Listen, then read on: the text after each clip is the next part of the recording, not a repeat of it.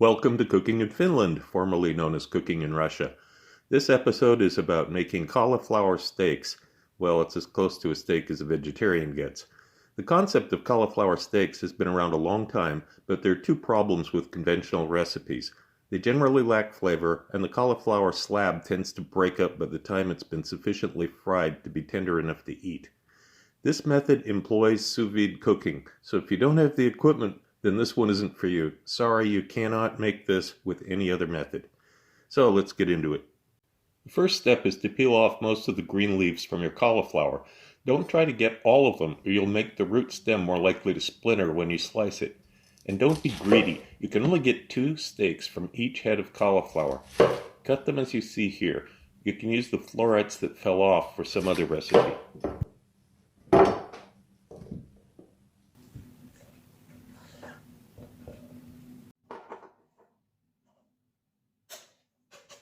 All of the other ingredients, except the panko and the eggs, are blended together to make a flavorful paste.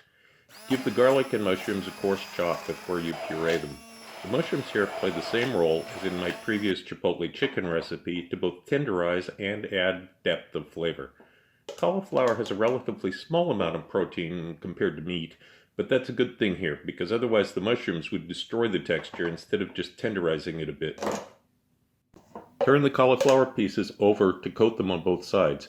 Note that the ingredient quantities at the start of this recipe are for 4 cauliflower steaks, but I divided that mixture into equal parts and I'm only showing 2 steaks here.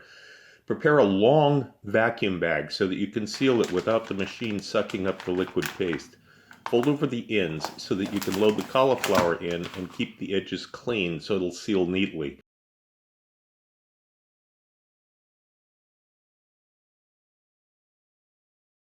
As soon as the time is up, run it under cold running water to stop the cooking.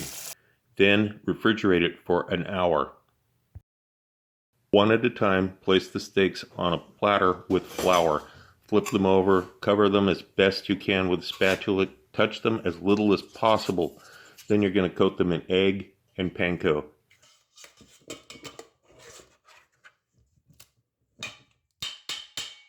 From the point that they're coated in the panko, they can stay in the refrigerator for up to 3 or 4 hours. They'll be okay. You can still fry them then.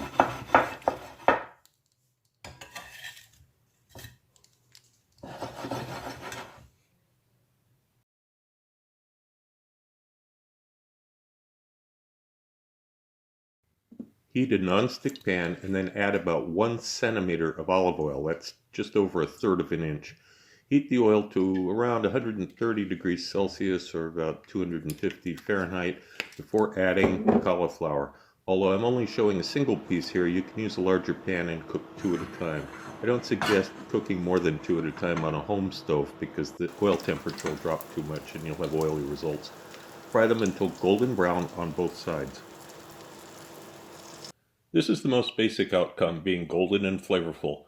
You could serve this with onion rings and barbecue sauce, for instance. You could also cook the cauliflower more to develop more flavor and garnish it with herbs like this. There are many options.